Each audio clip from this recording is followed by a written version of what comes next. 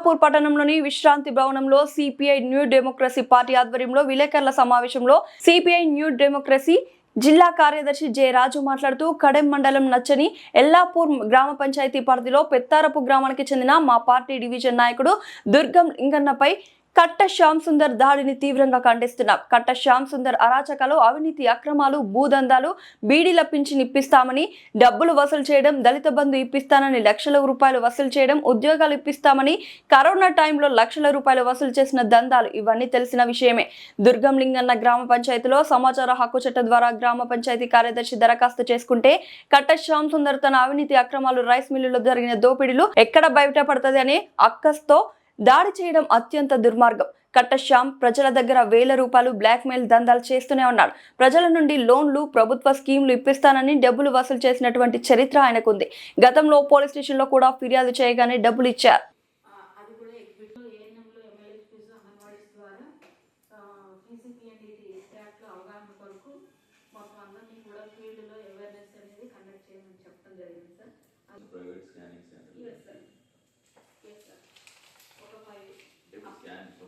Renewal కూడా ఒకటి ఉందా? ఎన్ని రోజులు ఉన్న రెన్యువల్ ఎన్ని రోజులకు ఒకసారి పెంచుకోవడం కోసం మనం పర్మిషన్ ఇవ్వాలన్నా?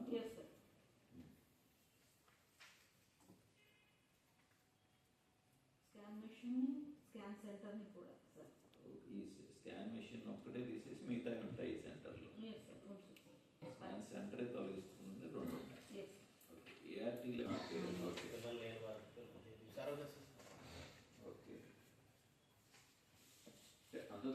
Only IVI procedure, counselling procedure sir.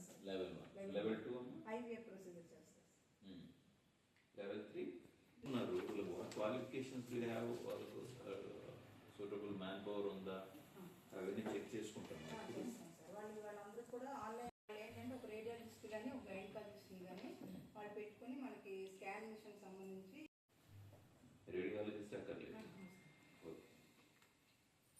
అడుగుతున్నాను ఇప్పుడు ఎన్ని ఉన్నాయి మనకు టోటల్? మనకు మన దగ్గర 152 సెంటర్స్ ను ఎలా ఎంకరేజ్ చేస్తున్నాం? పీసీపీఎన్డీటీ జస్ట్ లింగ నిర్ధారణ పరీక్షలు చట్ట ప్రకారం నేరం అనడం కాదు కదా, దాని ఎన్ఫోర్స్మెంట్ కూడా కావాలి కదా మనకి. ఎలా చేస్తున్నాం enforcement? Outcome will be checking ఎన్ని చేసాము ఇక్కడ decoy operations and what mechanism we have to report అనేది తెలుస్తుంది కదా. థర్డ్ పార్టీ వెళ్తున్నారా?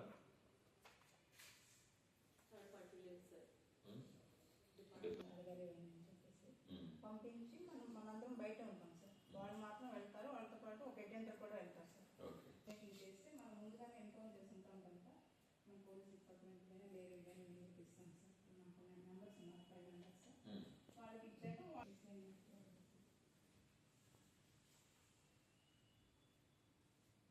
చాలా వర్షన్స్ మనం చూస్తున్నాము. కూడా ఒక కంప్లైంట్ వచ్చింది సార్. దాన్ని వెరిఫై చేయడం జరిగింది సార్. బట్ ప్రాక్టికల్గా డెకాయ్ ఇవన్నీ కూడా జరుగుతున్నాయని రూల్ అవుట్ చేయడం జరిగింది సార్. ఆ కన్సర్న్ పిహెచ్సికి సంబంధించిన అలాట్ చేసిన ప్రోగ్రామ్ ఆఫీసర్స్కి